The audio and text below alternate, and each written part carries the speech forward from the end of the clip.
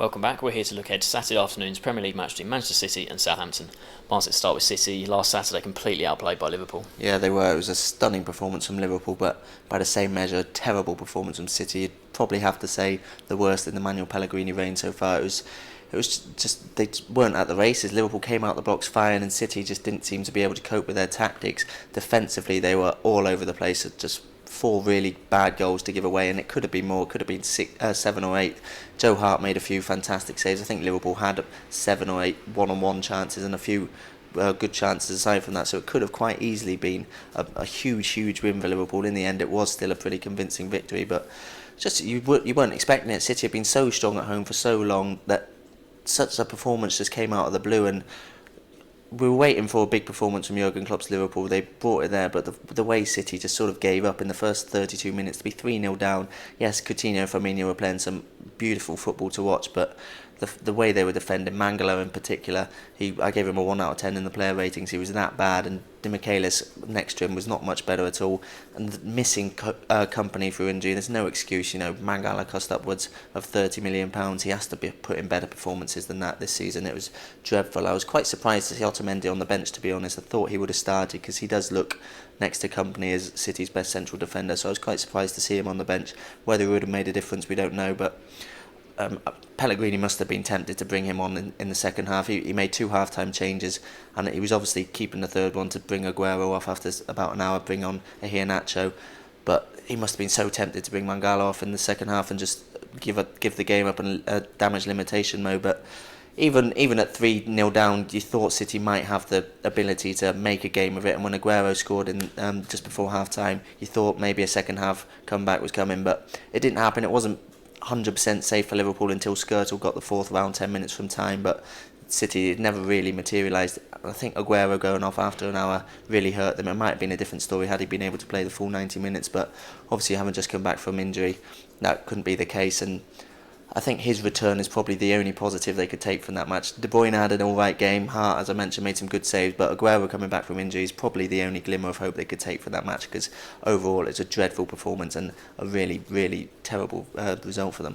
Yeah, they might have Silva back this weekend as well, which would be a huge boost for them. But like I say, Aguero is a great finish from him as well. But in terms of the result and how it looks, that was the heaviest home defeat in all competitions since 2009, in the Premier League since 2003. Because since City became a real top four, title challenger, their form at the Etihad is usually excellent. Overall, that was their first defeat in 10 games since that 4-1 defeat to Spurs. So in some of the big games this season, you've got teams like Spurs and Liverpool who chasing City. That's who they want to be. They want to be City. Have a Premier League title in recent years in their books, and in those kind of games, they've been completely outplayed in a couple now, and that is really worrying. And you mentioned the performance of Mangala there. I was very surprised to see how bad he was, because at the start of the season, when him and company, they were keeping clean sheet after clean sheet, playing so well together. And like I said about Otamendi, I was surprised to see Demichelis starting, because there's talk that he might be going back to Argentina in January, and if he's ready to go back, to his homeland there, you just wonder if he's probably not cut out to be a Premier League quality defender for a title challenger like City. So it is poor from them. They had won 5 home games in a row, so they were doing pretty well at home, and it was just such a surprise to see Liverpool play like that. I know that in some games this season, Liverpool have been really impressive, the way they're hounding teams under Klopp, that sort of style that he's instructed them to play, all of that. But they just didn't seem to run out of energy at all. They just kept going, completely outplayed City for almost the whole game, and it was very surprising, and City really need to bounce back in this one.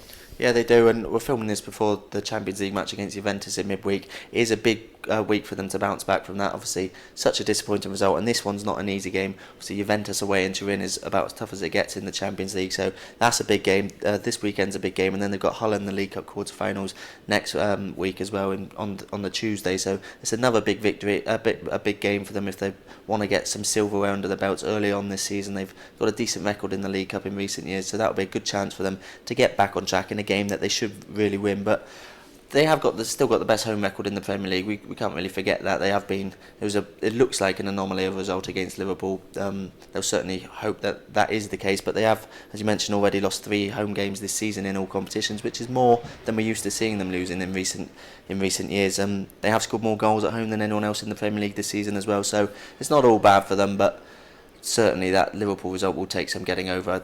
The players coming back, you mentioned Silva there, they should help him get over that. Silva could be back for the Juventus game in midweek, but if not, he probably will be back for this weekend, which will be a huge boost for them. He's been out for quite a while now, and with Aguero coming back as well, those two link up so well at the back. we mentioned Company's absence maybe being a big factor in the Liverpool defeat. He should be back soon as well, so that'll be a big plus for them. Those returning players, arguably their three best players, even when Yaya Touré's on form, those three are probably the core of the team, the spine of the team. To get them back will be a huge boost and will certainly help them get over that Liverpool defeat. Absolutely. Moving on to Southampton, I think Ronald Koeman, he'll certainly look at the 3 times City have lost at home this season: West Ham, Juventus, Liverpool. We'll try and take something from that, but as for their result last week, it was a 1-0 defeat at home to Stoke, a disappointing result out. Their first defeat in 9 games in all competitions, so it did stop a good run they were having there, 8 unbeaten, and certainly, I know Stoke in recent weeks been very good defensively, keeping a lot of clean sheets, but you have to say credit to Stoke. They took the lead inside 10 minutes, good finish from Bojan, and then after that, Southampton didn't create too much. It was just a very good defensive performance from Stoke, and you have to say that a lot of bad things coming out of that game. Pella, he's usually excellent at home. Southampton, usually very, very good at St Mary's, usually have no trouble scoring goals. They couldn't break Stoke down. Pella couldn't score. He got a yellow card as well, so he's now suspended for this one. That'll be a big blow for them coming into this game. So a disappointing result there, but they're still only 6 points off the top 4, 4 points off 5th. It's very congested between 5th place and 10th place. There's a lot of teams there who could, depending on results this weekend, they could all swap around in the top half there. So a good result for them could take them right up towards the European places, but they could drop towards the bottom half if it doesn't go their way. Yeah, and you mentioned their home form there, but their away form's actually been pretty good this season as well. They're only one of 2 teams, along with Leicester, yet to lose on the road in the Premier League so far this season. They have drawn 4 of those 6 games, so they perhaps want to turn some of those draws into victories, but still, to be unbeaten, they've taken points off the likes of Liverpool and Chelsea on the road this season, so they are doing quite well away from home at the moment. Obviously, this one's a really tough match at the Etihad, even accounting for Man City's defeat against Liverpool, but they've much improved. Last season, the last 7 games of last season, they only got 1 point from that, 6 defeats and 1 draw in the last 7 away games of last season. But they've won 2 of the last 3 after a run of no wins in 10 now, so they certainly are improving on the road.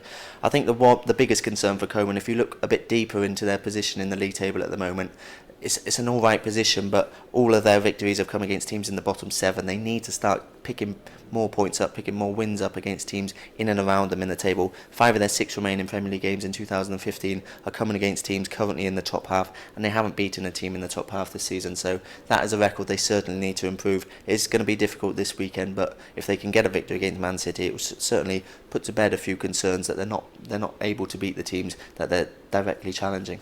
So they both lost last weekend. Then which team do you see bouncing back?